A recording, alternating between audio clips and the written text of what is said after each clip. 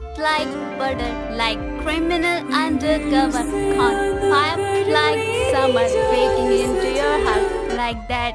Who?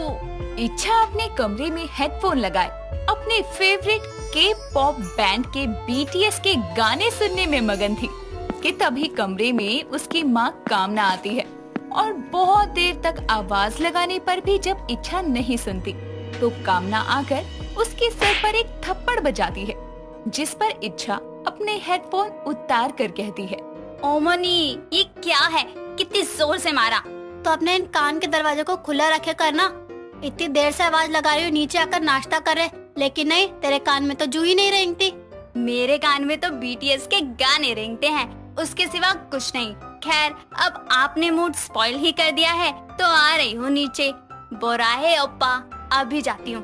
कामना के नीचे जाने के बाद इच्छा अपनी अलमारी से एक पर्पल कलर की ड्रेस निकालकर पहनती है, जिसके बाद वो नीचे जाती है तो कामना उसे देखकर कहती है, ये क्या चलता फिरता बैंगन बन रही है?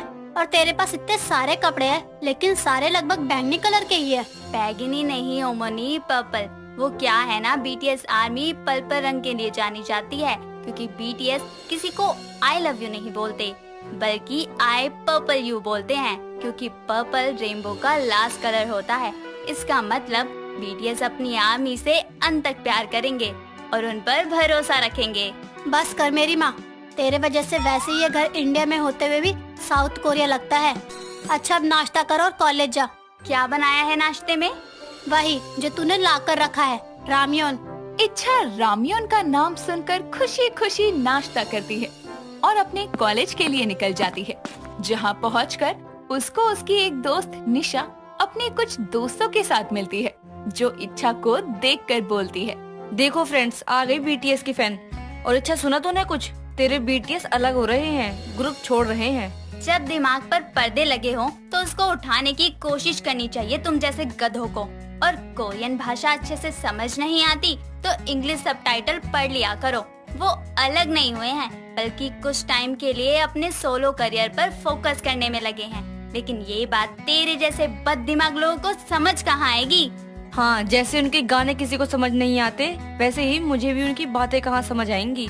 और वैसे भी शक्लों पर मरने वाली में नहीं हूँ मैं। पहली बात तो तू शक्ल पे मरने वाली बात करी है। तुझ जैसी मूंगफली के दाने जैसी शक्ल की लड़की भी अपने बॉयफ्रेंड चुनने से पहले तो लड़कों की शक्ल देखती ही है, और उनके पास तो शक्ल गॉड गिफ्टेड है, लेकिन टैलेंट उन्होंने मेहनत करके हासिल किया है। 15-16 साल की उम्र से स्ट्रगल कर रहे हैं वो लोग। जब तू अपनी मम्मी से टॉफी खाने के लिए पैसे मांगती थी ना, तब से वो खुद के दम पर अपनी एक नई पहचान बनाने में जुटे थे। बस यार, तू तो सेंटी हो गई, माफ कर दे, बुरा लगा तो। बीटीएस मेरे लिए सिर्फ एक ग्रुप नहीं, बल्कि एक इमोशन है। तो आगे से बकवास करने से पहले ना 100 बार सोच लियो, क्योंकि तेरी सोच से भी ना कुछ ज्यादा ही बड़ा है उनका फैंडम। इच्छा इतना बोलकर अपनी क्लास लेने चली जाती है, जिसके बाद शाम को